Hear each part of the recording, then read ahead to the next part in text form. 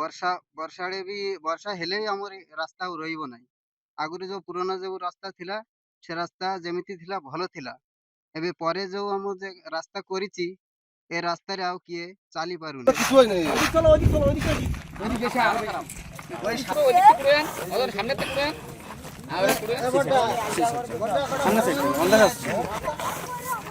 ପିଚୁ ରାସ୍ତା କାମରେ ଅବହେଳା, ଲୋକମାନଙ୍କ ଅସନ୍ତୋଷ ବୃଦ୍ଧି। ଗ୍ରାମୀଣ ଅଞ୍ଚଳରେ ନବନିର୍ମିତ ପିଚୁ ରାସ୍ତା କାମ ନେଇ ଗୁରୁତର ଅଭିଯୋଗ ଉଠିଛି। ସ୍ଥାନୀୟ ଲୋକମାନଙ୍କ କହିବା ଅନୁସାରେ ରାସ୍ତା ନିର୍ମାଣ କାମ ଠିକ୍ ଭାବେ ହୋଇନଥିବାରୁ କିଛି ଦିନ ମଧ୍ୟରେ ରାସ୍ତାର ଅନେକ ସ୍ଥାନରେ ଚିପ୍ସ ଗୋଡ଼ି ଉଠି ଯାଉଛି। ରାସ୍ତାରୁ ସମ୍ପୂର୍ଣ୍ଣ ଚିପ୍ସ ଉଠି ଏକାଠି ଠୁଳ ହୋଇଯାଉଛି। ଏପରି ଘଟଣା ଦେଖିବାକୁ ମିଳିଛି ମାଲକାନଗିରି ଜିଲ୍ଲା କାଲିମେଳା ବ୍ଲକ ଅନ୍ତର୍ଗତ ପୁସୁସଗୁଡ଼ା ପଞ୍ଚାୟତ ଅନ୍ତର୍ଗତ ଏମ୍ପିପି 55 ଛକରୁ ମାଲାଭରମ ଛକ ପର୍ଯ୍ୟନ୍ତ ପ୍ରାୟ 1.8 କିଲୋମିଟର ରାସ୍ତା କାମକୁ ନେଇ ଉଠିଛି ଗୁରୁତର ଅଭିଯୋଗ।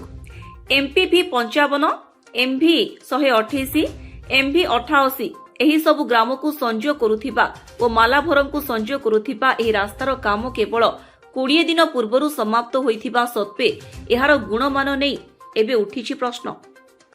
मोर ना होची जीवन हलदार एमबी 128 रास्ताटा नहीं कि आम मीडिया वाला डाकिली एमपीवी 55 टू मालावरम पर्यंत 1.5 किलोमीटर अति निम्न आकार काम होती मीडिया माध्यम रे आम प्रशासन को जनइबा को चाहे जे एमती काम होती बिल्कुल पिचो पड़ीनी तापरे पुराना रास्ता गोटे जहाँ आगे काम थिला ये पिचु देखा जाउची आपण मैंने देखिपारे बहुत निम्न आकार काम होती सरकार एमती पैसा बेफालतू खर्च होची जहाँ जनगणकर किसी सुविधार आसुनी लोक मैंने हैरान होती गाड़ी चलाई पारु नांती।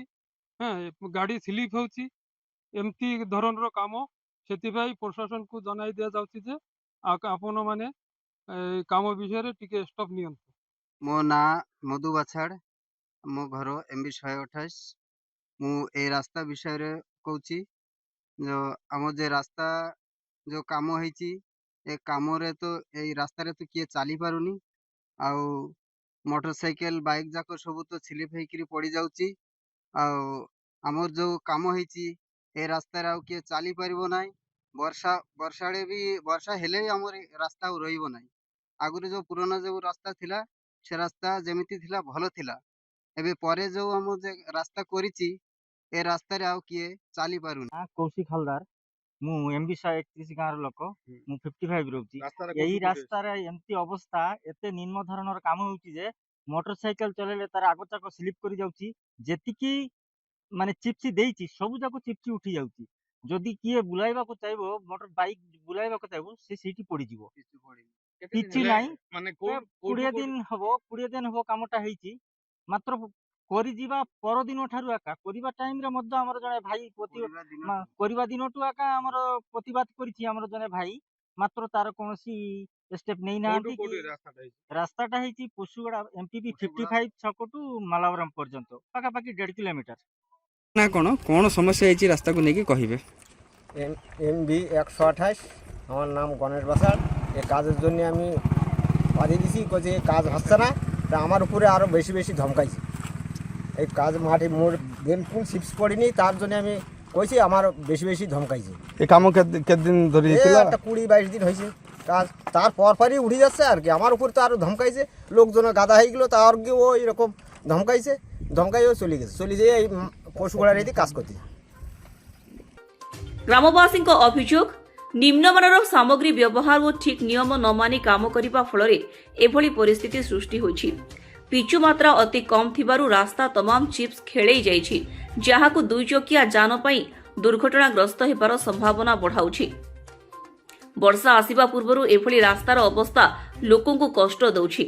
ସ୍ଥାନୀୟ ଅଞ୍ଚଳର ଗ୍ରାମର ଲୋକମାନଙ୍କ ଅଭିଯୋଗ ଅନୁସାରେ ରାସ୍ତା କାମ ସମୟରେ ମଧ୍ୟ ନିମ୍ନମାନର କାମ ହେଉଥିବାକୁ ନେଇ MV 128ର ଗ୍ରାମବାସୀ ଅନେକ ପ୍ରତିବାଦ କରିଥିଲେ, ହେଲେ କେହି କର୍ଣ୍ଣପାତ କରିନଥିଲେ।